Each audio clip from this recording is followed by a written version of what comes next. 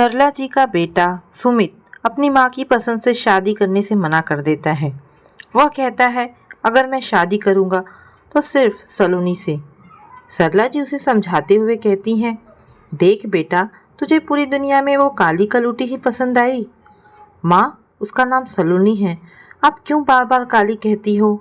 सुमित ने कहा, काली है तो काली ही कहूँगी ना। दरअसल सरला जी को अपनी सोसाइटी की इज्जत की पड़ी थी। सरला जी की सभी सहेलियों की बहुएं गोरी थी। उन्हें इस बात की फिक्र थी कि अगर उनके बेटे की बहू काली आ जाएगी तो लोग क्या कहेंगे। मैं कभी उसे इस घर की बहू नहीं बनाऊंगी, तू देख लेना। सरला जी ने अपना फैसला सुनाते हुए कहा, माँ, शादी मुझे करनी है, लोगों को नहीं। मैं शादी करूँगा तो सिर्फ सलोनी से, वरना किसी भी लड़की से नहीं करूँगा। सुमित भी अपनी जिद पर अड़ गया। सलोनी, जैसा नाम वैसा रूप, सांवला रंग, बड़ी बड़ी आंखें, घुंघराले बाल, बस रंग ही सांवला था। सुमित पिछले 5 सालों से उसे जानता था। हुआ यूं कि जब वह पहली बार क्लास में आई तो लोगों ने उसके सांवलेपन का मजाक उड़ाया, लेकिन जब सुमित ने उसका उतरा चेहरा देखा तो फिर उसने सबको चुप कराया। किसी के रंग रूप का मजाक नहीं उड़ाते। तब से उसकी नज़र में सुमित हीरो बन गया था। उसके बाद दोनों की बातें होने लगी। उससे बात करना सुमित को अच्छा लगता था। धीरे धीरे दोनों की दोस्ती हो गई। सुमित के दोस्त उसे चिढ़ाते थे, तुम्हें पूरे कॉलेज में यही लड़की मिली थी, पर उनकी बात का सुमित पर कोई असर नहीं पड़ता था, क्योंकि दोस्ती तो मन से होती है, चेहरे से नहीं। दोनों की दोस्ती कब प्यार में बदल गई, इस बात का एहसास तब हुआ जब सुमित ग्रेजुएशन के बाद MBA के लिए बाहर चला गया। जब सुमित ने प्यार का इजहार किया तो सलोनी की आंखों से खुशी के आंसू छलकने लगे। उसने कहा, प्यार तो मैं भी करती थी, पर कहा नहीं। मुझे डर था कहीं मैं इजहार करके अपने दोस्त को ना खो बैठूं। अब तो दोनों की बातें और मुलाकातें भी होने लगी। हमेशा सलोनी पूछती थी, क्या तुम्हारे घर वाले मुझे अपनाएंगे? सुमित कहता, क्यों नहीं अपनाएंगे, मेरी पसंद को मना नहीं करेंगे।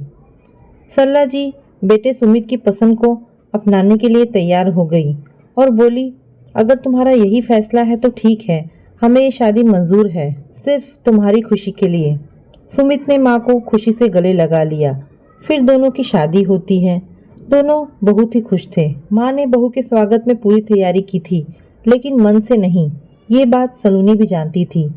जब माँ ने मुंह दिखाई में उसे गहने दिए तो उसने कहा, माँ, ये गहने आप मुझे उस दिन देना जिस दिन आप मुझे दिल से बहू मानेंगी। सलोनी ने एक अच्छी बहू की तरह पूरे घर को संभाल लिया था। माँ का वो पूरा ख्याल रखती थी। धीरे धीरे माँ के दिल में उसके लिए प्यार पनपने लगा था। एक दिन सरला जी की तबीयत ज़्यादा खराब हो गई। सलोनी ने उनकी सेवा में रात दिन एक कर दिया था। उसकी सेवा का नतीजा था कि सरला जी जल्दी ठीक हो गई। उस दिन से सरला जी सलोनी को दिल से बहू मान चुकी थी। एक दिन सरला जी की कुछ सहेलियां मिलने आती हैं। सरला, ज़रा बुला अपने बहू को, जरा देखूं तो कैसी पसंद है तुम्हारे बेटे की। सलोनी को देखकर, क्या सरला, तेरे बेटे की यही पसंद है? तू तो बड़ा कहती थी कि गोरी चांद सी बहू लाऊंगी, पर यह कहकर आपस में हंसने लगी। क्या कमी है हमारी बहू में? माना कि मेरी बहू सावली है, पर मन से नहीं। मैं भी पहले तुम्हारी तरह चेहरे की खूबसूरती पर भागती थी, पर सलोनी से मिलने के बाद मेरी सोच बदल गई। तुम विभा, तेरी तो इकलौती बहू खुशबू थी, गोरी सुंदर। शादी के 1 महीने बाद ही तेरे बेटे को लेकर अलग हो गई। संगीता, सुना है तेरी बहू तुझसे घर के सारे काम कराती है। सरला की बातें सुनकर सारी सहेलियों का सिर शर्म से झुक गया। हमें माफ़ कर दो, हमने तुम्हारी बहू का मजाक उड़ाया। गलती तुम लोगों की नहीं है, इस समाज की है, जहाँ मानसिकता बनी हुई है कि बहू चाहिए गोरी और सुंदर। हमारी सोच बदलेगी तभी समाज बदलेगा। तो दोस्तों, ये कहानी आपको कैसी लगी? अगर आपको कहानी पसंद आई हो तो प्लीज़ इसे लाइक एंड शेयर करें। धन्यवाद दोस्तों।